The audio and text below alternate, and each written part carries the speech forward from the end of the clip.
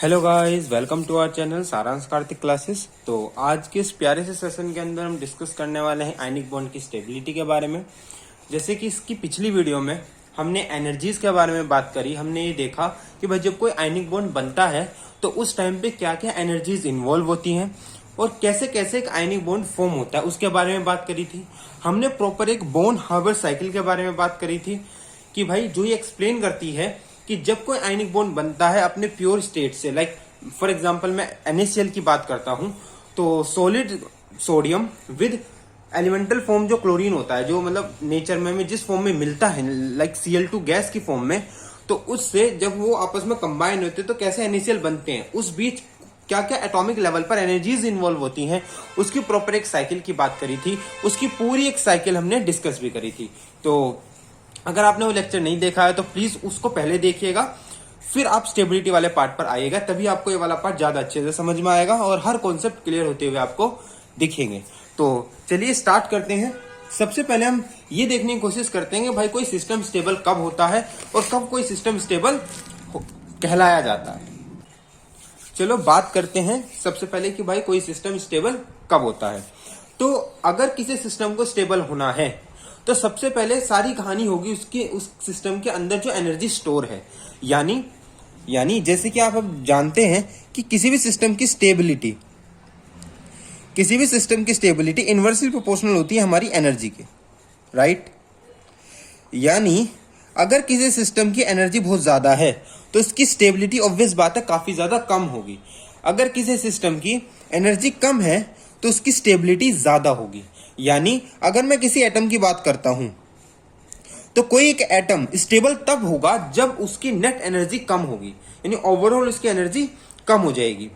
अब जैसे कि हमने कल एक साइकिल की बात करी थी, जैसे कि अगर मैं एग्जांपल लेता हूं सोडियम का, तो जब सोडियम सॉलिड फॉर्म में था और हमने उसको गैस में कन्वर्ट करा था, राइट, तो हमने उसके अंदर सब्लिमेशन एनर्जी की बात करी थी, जब हम, और ये एनर्जी हमने इसको दी थी ताकि ये गैस में कन्वर्ट हो पाए, राइट। अब हमने क्या करा, सिस्टम को एनर्जी दी। अगर हम यहां देखें तो हमने सोडियम में एनर्जी को डाला है, उसको एनर्जी दी है, तो अब ये जो सोडियम गैस है ना, ये अनस्टेबल हो जाएगी। और वैसे भी हम जानते हैं कोई भी एटम जब वो गैसियस फॉर्म में होता है तो वो सबसे ज्यादा अनस्टेबल होता है। रीजन यही है कि वो एनर्जी गेन करके ही गैसियस फॉर्म में बनता है। Let break down it. सबसे पहले तो ये समझो कि भाई कोई एक ऐसा एटम जो नॉर्मली गैसेस फॉर्म में नहीं पाया जाता, जो सॉलिड फॉर्म में होता है या लिक्विड फॉर्म में होता है, तो ऐसे एटम्स, ऐसे एलिमेंट्स जब उनको गैसेस फॉर्म में कन्वर्ट करा जाता है तो वो काफी ज्यादा अनस्टेबल हो जाते हैं। रीजन यही है क्योंकि अगर वो नॉर्मली सॉलिड फॉर्म में है या लिक्विड फॉर्म में है तो उनको अगर गैस में कन्वर्ट होना है तो एनर्जी की रिक्वायरमेंट होगी, तो वो एनर्जी को गेन करेंगे, गैस में कन्वर्ट हो जाएंगे। तो यहां पर उन्होंने एनर्जी गेन करी है। अब उनकी ओवरऑल सिस्टम की एनर्जी बढ़ गई है, जिसके कारण वो अनस्टेबल हो जाते हैं, क्योंकि उनकी एनर्जी इंक्रीज कर जाती है और जब एनर्जी इंक्रीज कर जाती है तो स्टेबिलिटी घट जाती है। अगर हम यहां बात करें क्लोरीन की, जब क्लोरीन ऑब्वियस बात है गैसेस फॉर्म में था और हमारे पास सिंगल क्लोरीन था, उस केस में हमने जब इसको इलेक्ट्रॉन दिया उस टाइम पर इलेक्ट्रॉन एफिनिटी हमने बात करी थी, यानी इलेक्ट्रॉन एफिनिटी यानी इलेक्ट्रॉन गेन एंथैल्पी, यानी उतनी एनर्जी इसकी निकली थी। यानी जब हम इलेक्ट्रॉन को गेन करवाते हैं तो जो एनर्जी रिलीज होती है उसी को कहते हैं इलेक्ट्रॉन गेन एंथैल्पी, राइट। जो हीट रिलीज हुई है, जो एनर्जी रिलीज हुई है। तो अब जब क्लोरीन माइनस बना तो अब इसके अंदर से नेट एनर्जी डिक्रीज हो गई, जिसके कारण क्लोरीन माइनस ये जो सिस्टम है वो क्या हो गया, आपस में हाईली स्टेबल हो गया एनर्जी के पॉइंट ऑफ व्यू से। अगर ये अकेला इन्वायरमेंट में घूम रहा है तो ये अभी भी अनस्टेबल है। रीजन क्योंकि इसके पास एक एक्स्ट्रा बोझ है। अगर हम बात करें एनर्जी के पर्पज से तो ये स्टेबल हो चुका है क्योंकि ओवरऑल एनर्जी इसकी डिक्रीज कर गई है, लेकिन इंटरनल लेवल पर इलेक्ट्रॉन रिपल्सन के कारण ये अनस्टेबल हो गया है। दो बातें हैं, प्लीज कंफ्यूज मत होना। एनर्जी के पर्पज से कोई सिस्टम स्टेबल तब होता है जब उसकी एनर्जी डाउन हो जाती है, राइट। तो अब इसे धीरे धीरे मैं आयनिक बॉन्ड की तरफ लेके जाऊंगा, ध्यान से सुनते रहिएगा। जैसे कि हमने बात करी थी, जब हमारे पास इसमें से मैंने इलेक्ट्रॉन को निकाल लिया था तो ये बना था Na+ गैसियस फॉर्म में, और यहां पर जब मैंने क्लोरीन को वो इलेक्ट्रॉन गेन करवाया तो ये बना Cl- गैसियस फॉर्म में। जब ये आपस में कंबाइन हुए, हमारे पास कंबाइन हुए तो ये हाईली अनस्टेबल थे क्योंकि ये गैसियस फॉर्म में थे। तो इन्होंने कुछ अमाउंट ऑफ एनर्जी निकाली थी जिससे ये किस में कन्वर्ट हो गए थे, सॉलिड फॉर्म में। ये बने थे NaCl सॉलिड फॉर्म में, राइट। ये बने थे NaCl सॉलिड फॉर्म में। जब ये सॉलिड फॉर्म में बने तो कुछ अमाउंट ऑफ एनर्जी निकाली, जिसको हमने कहा लैटिस एनर्जी, जिसको हमने डिफाइन भी करा था। लैटिस एनर्जी क्या होती है? वो अमाउंट ऑफ एनर्जी जो रिलीज होती है when 1 mole of solid crystal compound ionic compound is form. यानी जब दो गैसियस कैटायन और एनायन के कंबाइन होने से 1 मोल सॉलिड आयनिक कंपाउंड बनता है, उस टाइम पे जो एनर्जी रिलीज होती है उसी को लैटिस एनर्जी कहते हैं, सिंपल वर्ड्स में। क्लियर? अब क्योंकि एनर्जी निकली, अब जब सॉलिड बना तो ओवरऑल एनर्जी रिलीज हो गई, तो ये सिस्टम हाईली स्टेबल हुआ। तो जो NaCl गैसेस फॉर्म में होता है ना, उससे ज्यादा NaCl solid form highly stable होता है, क्योंकि इसकी एनर्जी ओवरऑल डाउन हो जाती है, बहुत कम हो जाती है, जिससे वो हाईली स्टेबल बन जाता है। इसलिए आपको इन्वायरमेंट में भी सॉलिड फॉर्म का ही NaCl देखने को मिलता है। ये मैक्सिमम आयनिक कंपाउंड्स आपको सॉलिड फॉर्म में ही मिलते हैं। कोई भी ऐसा अभी तक हमारे पास ऐसा कोई कंपाउंड नहीं है आयनिक जो या तो गैसेस फॉर्म में हो या molten in the sense liquid state में। हमें उसको कन्वर्ट करा जा सकता है, अभी हम आगे इस बात में देखेंगे, उसको कन्वर्ट करा जा सकता है, लेकिन वो तब हाईली अनस्टेबल हो जाएगा, वो अलग बात है। लेकिन स्टेबिलिटी को गेन करने के लिए मैक्सिमम वो सॉलिड फॉर्म में ही रहते हैं। क्यों? क्योंकि वो एनर्जी को रिलीज करते हैं, उसी को लैटिस एनर्जी कहते हैं। अब कुछ बातें लिखी है, उसको जरा पढ़ते हैं और इस वाले पार्ट को थोड़ा और स्ट्रॉन्ग करने की कोशिश करते हैं। जैसे कि यहां पर मैंने कुछ बातें लिखी हुई हैं। Any ionic bond becomes stable when it has a high amount of lattice energy। जैसे कि हमने बात करी थी, कोई आयनिक कंपाउंड तब ज्यादा स्टेबल होता है जब उसकी लैटिस एनर्जी बहुत ज्यादा होती है। लैटिस एनर्जी क्या थी? जो एनर्जी रिलीज हो रही थी, और जितनी ज्यादा एनर्जी रिलीज होगी उतनी उस सिस्टम की एनर्जी डाउन होगी, कम होगी, राइट। और जितनी एनर्जी सिस्टम की कम होगी उतना ही वो सिस्टम स्टेबल होता चला जाएगा। कॉन्सेप्चुअल, सिंपल, ठीक है। आगे बढ़ते हैं। मैंने बस आयनिक लैटिस एनर्जी को थोड़ा सा एक्सप्लेन किया हुआ है। आप दो तरीके से लैटिस एनर्जी को डिफाइन कर सकते हो। The energy required to completely separate 1 mole of a solid ionic compound into a gaseous constituents. पहली डेफिनेशन, यानी ये क्या कहना चाह रहा है कि लैटिस एनर्जी वो एनर्जी होती है जो रिक्वायर्ड होती है 1 मोल के सॉलिड आयनिक कंपाउंड को उसके गैसियस कॉन्स्टिट्यूएंट, इट मींस उसके गैसियस कैटायन और एनायन में तोड़ देने के लिए। थोड़ा सा कंफ्यूजिंग, जो मैंने अभी बात बताई थी उससे थोड़ा अलग बात है, अभी एक्सप्लेन करते हैं इसको। एक बार नीचे वाली को पढ़ लेते हैं। The energy release when 1 mole of gases ionic compounds convert into solid crystal lattice. ये वही डेफिनेशन जो मैंने आपको भी बताई, समझाई, उसको इस तरीके से भी डिफाइन कर सकते हैं। The amount of energy release when 1 mole of ionic compound is form from gases cation and anion. यानी ये वो अमाउंट ऑफ एनर्जी है जो रिलीज होती है जब 1 मोल का आयनिक कंपाउंड बनता है, सॉलिड आयनिक कंपाउंड बनता है गैसेस कैटायन और गैसेस एनायन से, तो वो हो गई लैटिस एनर्जी, राइट। तो सिंपल केस था। लेकिन फिर ये एनर्जी, ये वाली डेफिनेशन क्या कहना चाह रही है, अब ध्यान से समझो, इसके थ्रू समझते हैं।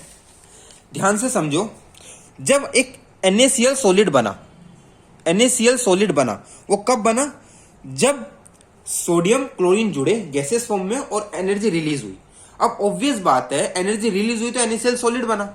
अगर हमने उतनी ही एनर्जी इसको वापस दे दी, समझो, उतनी ही एनर्जी अगर इसको वापस मैंने दे दी, तो क्या ये वापस Na प्लस और Cl माइनस में टूट जाएगा गैसेस फॉर्म के, राइट। भाई जितनी एनर्जी रिलीज हुई सॉलिड बनते वक्त, उतनी एनर्जी अगर मैं इसको वापस दे दूं तो Na प्लस Cl माइनस बन जाएगा। तो वही तो लैटिस एनर्जी है, समझो। देखो, किसी बीकर में मैंने रिएक्शन करी, मैंने सोडियम डाला, मैंने क्लोरीन डाला और NaCl आपको मिल गया, उसके अंदर ही लैटिस एनर्जी इन्वॉल्व हुई, जैसे कि हमने कल साइकिल की बात करी थी। अब कितनी लैटिस एनर्जी यूज हुई होगी वो हम कैसे देख के बता? भाई बीकर में रिएक्शन चल रही है, हम कैसे बता पाएंगे कितनी एनर्जी रिलीज हुई होगी, राइट। आप कहेंगे सर हीट ऑफ फॉर्मेशन जो थी उसको ओवरऑल हीट मेजर कर लो ना टेम्परेचर से। अरे वो तो हीट ऑफ फॉर्मेशन था, समझो, वो तो हीट ऑफ फॉर्मेशन तो टोटल था, उसमें तो सब एनर्जीज मिक्स थी, राइट, सब एनर्जीज मिक्स थी। मुझे तो सिर्फ लैटिस की बात करनी है। तो ओवरऑल लैटिस एनर्जी कैलकुलेट करने का कोई डायरेक्ट मेथड नहीं होता। जो मैंने कल आपको साइकिल समझाई थी ना, उसको बोन हेबर साइकिल कहते हैं। उसी की मेथड से, उसी तरीके से हम लेटिस एनर्जी को कैलकुलेट करते हैं, पर वो वाला पार्ट थोड़ा अलग है, उसको बाद में देखेंगे। फिलहाल ये समझने की कोशिश करो कि जब एक सॉलिड बना, NaCl सॉलिड बना, तो वो एक रिएक्शन में बना होगा, मतलब कितनी एनर्जी रिलीज हुई लेटिस की फॉर्म में, वो हमें देखने से तो पता नहीं लगेगी। तो मैंने क्या करा, जो NaCl सॉलिड बना उसको उठाया, उसमें मैंने एनर्जी दी जब तक वो गैसियस फॉर्म में नहीं टूट जाता।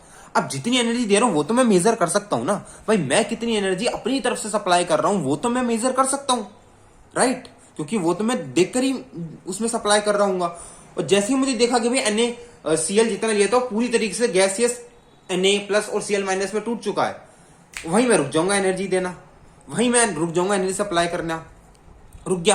अब फिर मैं मेजर करूं मैंने कितनी सप्लाई करी। फॉर एग्जाम्पल मैंने 10 किलो जूल पर मोल सप्लाई करी थी, तो वो मेरी लेटिस एनर्जी हो गई। समझे? मतलब जितनी निकली उतनी अगर मैं वापस दे दूं तो वो वापस Na+ Cl- में टूट जाएगा। तो इस तरीके से भी इसको डिफाइन करते हैं। तो अब इस डेफिनेशन को दोबारा पढ़ो। क्या थी lattice energy? The energy required to completely separate, it means break down, मतलब बोन टूटना, 1 mole of ionic solid ionic compound into gaseous constituents. यानी गैसियस कॉन्स्टिट्यूएंट्स का मतलब हो गया कैटायन और एनायन में पूरी तरह टूट जाना, वो कहलाया हमारे पास लेटिस एनर्जी। और यही इसमें बात पड़ी, जितनी ज्यादा लेटिस एनर्जी होगी किसी सिस्टम की वो उतना ज्यादा स्टेबल होगा। थोड़ा सा और आगे बढ़ते हैं अब, जैसे कि आगे क्या लिखा हुआ है?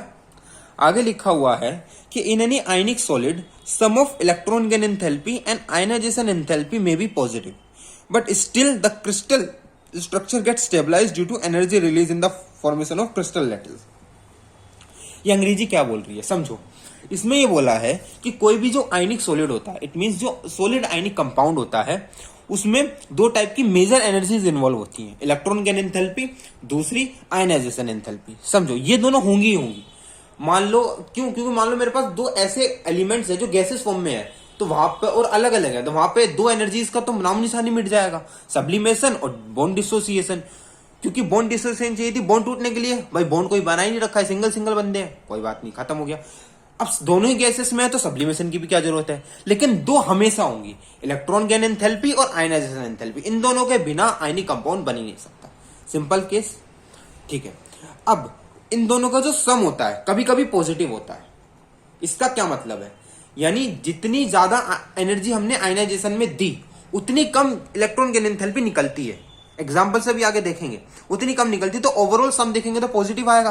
भाई जब आयनाइजेशन एनर्जी की वैल्यू ज्यादा होगी और इलेक्ट्रॉन गेन की कम होगी, एक पॉजिटिव ज्यादा होगा कि नेगेटिव कम होगा, तो नेट आंसर तो पॉजिटिव आएगा। इट मींस ओवरऑल सिस्टम ने एनर्जी गेन करी है, इसका मतलब अनस्टेबल है। स्टिल ये बोल रहा है कि वो स्टेबल होता है। क्यों? क्योंकि अभी जो बना है सिर्फ गैसेस फॉर्म, अभी उसका सॉलिड बनना बाकी था। जब वो सॉलिड बना तो उसने इतनी एनर्जी रिलीज करी, इतनी एनर्जी रिलीज करी, इतनी एनर्जी रिलीज करी, तो ओवरऑल देखा गया कि सिस्टम तो स्टेबल हो गया। और वही जो एंड में सॉलिड बनते वक्त एनर्जी निकली, उसी तो हम लेटिस एनर्जी कह रहे हैं। तो क्या यहां से हम एक बात कह सकते हैं कि भाई आयनिक कंपाउंड की स्टेबिलिटी डायरेक्टली डिपेंड कर रही है उसकी लेटिस एनर्जी पर, राइट? जितनी ज्यादा लेटिस एनर्जी होगी, जितनी ज्यादा एनर्जी रिलीज होगी, उतना ज्यादा वो सिस्टम स्टेबल होगा। Am I right? Got it. अब इसी को एग्जाम्पल के थ्रू समझते हैं। जैसे कि ये रहा हमारे पास हमारा एक एग्जाम्पल, ये हमारे पास फॉर्मेशन ऑफ NaCl की हम बात कर रहे थे। अगर हम यहां देखें कि आयनाइजेशन एंथैल्पी जो है Na से, यानी जब Na जो है Na+ में बना, यानी एक इलेक्ट्रॉन लूज हुआ, तो हमें 495.8 किलो जूल पर मोल एनर्जी देनी पड़ी प्लस में। Got it? राइट? तो यहां पर मैंने उस रिएक्शन को लिखा हुआ है, मैंने क्या दिया, 495.8 किलो जूल पर मोल एनर्जी दी और वो Na+ बना और एक इलेक्ट्रॉन निकल गया। अब इलेक्ट्रॉन गेन एंथैल्पी, यानी जब क्लोरीन ने वो इलेक्ट्रॉन को एक्सेप्ट करा, Cl- बना, तो इतनी एनर्जी रिलीज हुई। यहां पर प्लस लिखा है, अगर आप ओवरऑल देखो तो नेगेटिव ही है, समझो। प्लस का मतलब है ये प्रोडक्ट साइड में निकली है, उसको मैंने दी थी, ये निकली, ओवरऑल रिलीज हुई है प्रोडक्ट फॉर्म में, राइट, रिलीज हुई है, तो उसको मैंने नेगेटिव से यहाँ पे शो कर रखा है, मतलब -348.7 किलो जूल पर मोल एनर्जी रिलीज हुई तब क्लोरीन ने एक इलेक्ट्रॉन को गेन करा। तो अगर मैं नेट एनर्जी की बात करूं तो अब अभी सिस्टम जब NaCl बना, अब ऑब्वियस बात है जब Na+ बनेगा Cl- बनेगा तो ऑब्वियस बात है आपस में ही अपने आप जुड़ जाएंगे, अपने आप जुड़े, अभी वो गैसेस फॉर्म में है, राइट। तो अब ओवरऑल सिस्टम की एनर्जी कितनी है, 147.1 किलो जूल पर मोल, ये पॉजिटिव में है, यानी ओवरऑल एनर्जी सिस्टम ने एब्जॉर्व करी है। यहां पे मैं लिखा भी हुआ है, ये पॉजिटिव है, which represent that overall energy is absorb, यानी ओवरऑल एनर्जी अभी सिस्टम के पास है, तो वो अभी अनस्टेबल है। लेकिन यहां पर लिखा हुआ है according to compound should be unstable, इसके अनुसार कंपाउंड अभी अनस्टेबल है। रीजन क्योंकि ओवरऑल एनर्जी उसकी ज्यादा है, but still NaCl compound is stable because when NaCl is converted into solid crystal lattice तो it releases very high amount of energy. यहां पर यह बात बोली गई है कि अभी स्टिल NaCl कंपाउंड जो होता है वो स्टेबल होता है। रीजन ये है कि जब वो NaCl गैसियस से सॉलिड फॉर्म में कन्वर्ट होता है तो वो इतनी अमाउंट ऑफ एनर्जी निकालता है कि ओवरऑल सिस्टम की एनर्जी, ओवरऑल NaCl की एनर्जी बहुत ज्यादा डाउन हो जाती है, गिर जाती है, कम हो जाती है, जिससे वो सिस्टम हाईली स्टेबल हो जाता है। So overall net energy get release due to which stability get increases. तो ओवरऑल जो नेट एनर्जी होती है सिस्टम की, या ओवरऑल नेट एनर्जी उस NaCl की रिलीज हो जाती है, जिसके कारण वो NaCl का कंपाउंड बहुत ज्यादा स्टेबल हो जाता है। और ये सिर्फ NaCl के केस में नहीं है, NaCl तो मैंने एग्जांपल लेके पूरी कहानी समझा रहा हूं मैं। जितने भी आयनिक कंपाउंड होते हैं जब वो गैसियस से किसमें कन्वर्ट होते हैं, हमारे सॉलिड फॉर्म में, तो वो बहुत ज्यादा एनर्जी को रिलीज करते हैं, बहुत ज्यादा एनर्जी रिलीज करते हैं, जिससे वो स्टेबल बन जाते हैं। इसलिए हर कोई कंपाउंड, इसीलिए पूरी एनवायरनमेंट में, पूरी दुनिया में जितने भी आयनिक कंपाउंड होते हैं वो सॉलिड फॉर्म में ही पाए जाते हैं, क्योंकि दूसरी फॉर्म में वो अनस्टेबल होंगे, क्योंकि उनके पास एनर्जी होगी ज्यादा, राइट, उन पे एनर्जी होगी। अभी हमने ऊपर देखा ना, नेट एनर्जी अब्सॉर्ब कर रखी थी सिस्टम ने, उसे पता था अगर वो सॉलिड में नहीं कन्वर्ट हुआ तो भाई बहुत दिक्कत हो जाएगी, बहुत एनर्जी लेके बैठा, वो हाईली अनस्टेबल है। और इस संसार का ही नियम है कि पूरी दुनिया, चाहे कोई जीव हो, चाहे कोई नॉन लिविंग थिंग्स हो, चाहे एटम्स हो, चाहे मॉलिक्यूल्स हो, सबका एक ही मकसद है, स्टेबिलिटी को गेन करना। और स्टेबिलिटी तभी गेन करेगा सिस्टम जब उसकी एनर्जी रिलीज हो जाएगी। यही नियम है इस यूनिवर्स का। पूरी जो भी इस दुनिया में है ना, वो सब स्टेबिलिटी को गेन करने के पीछे भागे हुए हैं, सब भाग रहे हैं किसी तरीके से स्टेबिलिटी गेन हो। एक एग्जाम्पल से समझते हैं कि अगर आप अपने आसपास देखो तो काफी सारी चीज, फ्रीज रखा होगा हमारा, किताबें रखी होंगी और डेस्क वगैरह रखी होगी, राइट। अगर आप इमेजिन करो 2 पल के लिए कि आप नीचे से जमीन गायब कर दो, आपने चुटकी बजाई हो, जमीन गायब हो गई, जमीन गायब, तो अगर नोटिस करोगे कि सारी चीजें नीचे की तरफ गिरेगी। क्यों? इस दुनिया में हर चीज के पास एक पोटेंशियल एनर्जी होती है। जैसे ही आपने जमीन गायब करी तो अब वो सिस्टम एक हाई पोटेंशियल एनर्जी पर था। जैसे ही जमीन गायब हो वो नीचे की तरफ गिरने लगा। क्यों? वो नीचे की तरफ क्यों जा रहा है? क्योंकि उसे पता है वो जितना नीचे की तरफ जाएगा उसकी पोटेंशियल एनर्जी कम होगी, और एनर्जी कम होगी तो स्टेबिलिटी बढ़ेगी। तो पूरी दुनिया स्टेबिलिटी को गेन करने के पीछे भागी हुई, तो ये क्यों ना भागे। इसलिए NaCl को जब ये दिखा, या फिर कोई भी आयनिक कंपाउंड को जब ये दिखा कि भाई वो गैसेस फॉर्म में है तो वो हाईली अनस्टेबल है, उस पर एनर्जी ज्यादा है। मैं ये नहीं कह रहा कि हर कंपाउंड में नेट एनर्जी अब्सॉर्ब ही होगी, जैसे इस केस में 147.1 किलो जूल एब्सॉर्ब हुई, मैं नहीं कह रहा इतनी होगी, किसी में हो सकता है ये नेगेटिव भी हो, राइट, या किसी में बहुत ज्यादा पॉजिटिव भी हो। लेकिन स्टिल जब उन्हें दिख रहा है कि जब वो सॉलिड बन रहे हैं तो वो बहुत ज्यादा एनर्जी रिलीज कर रहे हैं, बहुत कम एनर्जी हो जा रही है, वो बहुत ज्यादा स्टेबल हो जाएंगे, बहुत ज्यादा स्टेबल हो जाएंगे, इसलिए वो फट से एनर्जी को रिलीज कर देंगे और सॉलिड में कन्वर्ट हो जाएंगे। आई होप आपको ये कॉन्सेप्ट समझ में आया होगा, बहुत क्रिटिकल कॉन्सेप्ट था। अगर आपको कोई भी अगर अब भी डाउट रह गया है तो प्लीज वीडियो को थोड़ा पीछे करना और दोबारा इसको सुनना, और तब भी अगर कोई पार्ट लग रहा है कि भाई ये थोड़ा अजीब है तो आप जरूर कमेंट करके उसको पूछ लेना। बहुत काम की चीज है ये कि क्यों ज्यादातर आयनिक कंपाउंड सॉलिड ही होते हैं, क्योंकि वो स्टेबिलिटी गेन करना चाहते हैं, क्योंकि वो एनर्जी को रिलीज करते हैं। उन्हें दिख रहा है कि वो अगर सॉलिड नहीं बने तो एनर्जी उनके पास होगी, वो अनस्टेबल होंगे, और जैसे वो सॉलिड बने वो एनर्जी रिलीज कर देंगे, एनर्जी डाउन हो जाएगी, सिस्टम की एनर्जी कम हो जाएगी और वो स्टेबल हो जाएगा, राइट। तो जितनी भी हमने बातें करी उसको उसका कंक्लूजन मैंने यहां लिखा हुआ है, समझते हैं थोड़ा। So qualitative measure of stability of an ionic compound is provided by its enthalpy of lattice formation. ये कहना चाह रहा है कि अगर हमें बात करनी है आयनिक कंपाउंड की स्टेबिलिटी की, तो वो टोटली डिपेंड करेगी लैटिस फॉर्मेशन की एंथैल्पी पर, इट मींस लैटिस एनर्जी पर। वो इस पर डिपेंड नहीं करेगी कि उसने ऑक्टेट रूल कंप्लीट करने के लिए कितनी एनर्जी गेन करी है, लूज करी है, यानी वो इस पर डिपेंड नहीं करेगी कि उसकी इलेक्ट्रॉन गेन एंथैल्पी क्या है, उसकी आयनाइजेशन गेन एंथैल्पी क्या है, उस पर डिपेंड नहीं करेगी। एंड में अगर उसने एनर्जी कम रिलीज करी तो वो कम स्टेबल होगा, ज्यादा रिलीज करी तो वो ज्यादा स्टेबल होगा, सिंपल केस। अब इससे ये मतलब नहीं है कि भाई उसने आयनाइजेशन एनर्जी क्या थी, इलेक्ट्रॉन गेन एंथैल्पी क्या थी, उनका टोटल सम कितना पॉजिटिव था नेगेटिव था, इस पर डिपेंड नहीं करेगा। वो टोटल इस पर डिपेंड करेगा जब सब कुछ हो आ गया, यानी वो आयनाइजेशन एनर्जी दे दी, वो Na+ बन गया एग्जांपल के लिए, उसने इलेक्ट्रॉन गेन एंथैल्पी रिलीज करी, वो Cl- बन गया, अब वो जुड़ गया, तो नेट एनर्जी क्या हुई, फर्क नहीं पड़ता। अब वो जब सॉलिड बना कितनी एनर्जी रिलीज करी, ज्यादा रिलीज करी तो ज्यादा स्टेबल बनेगा, कम रिलीज करी तो कम स्टेबल होगा। उसी के बारे में नोट पॉइंट में नीचे लिखा हुआ है कि इसलिए कोई भी आयनिक कंपाउंड कभी भी गैसियस फॉर्म में एग्जिस्ट नहीं करता है इस यूनिवर्स में, क्योंकि गैसियस फॉर्म में कहीं ना कहीं उस पर एनर्जी ज्यादा होती है, जिसके कारण वो हाईली अनस्टेबल होता है। तो अंडर नॉर्मल कंडीशंस, मैंने यहां लिखा हुआ है under normal condition, room temperature 1 atm pressure, जो नॉर्मल कंडीशंस है हमारे नॉर्मल एनवायरनमेंट में जो हम रहते हैं, उस केस में तो कभी आयनिक कंपाउंड गैसियस फॉर्म में होगा ही नहीं। हाँ, तुम प्रेशर बढ़ा दो, बहुत ज्यादा टेम्परेचर इंक्रीज कर दो, मतलब extreme conditions, high temperature, high pressure और हाई एनर्जी दे करके उसको गैसेस में कन्वर्ट करा जा सकता है, उसको गैसेस फॉर्म में लाया जा सकता है जब बहुत ज्यादा आप एक्सट्रीम कंडीशंस पे पहुंच जाओगे, लेकिन नॉर्मल कंडीशन पे तो कभी नहीं मिलेगा। ठीक है, क्यों? क्योंकि ऑब्वियस बात है भाई, वो स्टेबिलिटी गेन करना चाहता है, एनर्जी को लूज कर देगा और एनर्जी कम होगी, वो स्टेबल हो जाएगा। सिंपल कॉन्सेप्ट था और सिंपल कहानी थी। आई होप आपको समझ में आया होगा। जितनी भी भाई स्टेबिलिटी की हमने बात करी, जो एनर्जीज की हमने बात करी, समझ आई होगी, राइट? तो अगर किसी को नहीं समझ में आया तो वो इसलिए नहीं आया क्योंकि आपने एनर्जी वाला पार्ट नहीं देखा।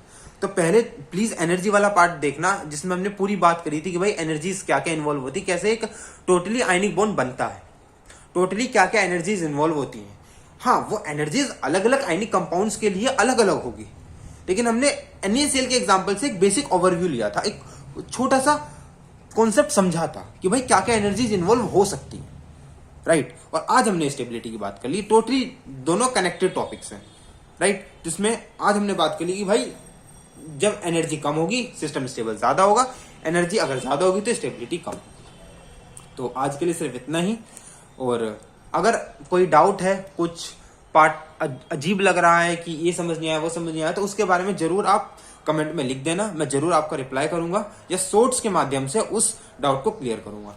तो अगर वीडियो अच्छी लगी तो प्लीज लाइक करना, अगर आप चैनल पर नए हो तो सब्सक्राइब करना, और अच्छी लगी तो एक प्यारा सा कमेंट जरूर छोड़ के जाना। मिलते हैं ऐसी अमेजिंग से नेक्स्ट सेशन में, अगली वीडियो में। तब तक के लिए good bye, thanks for watching.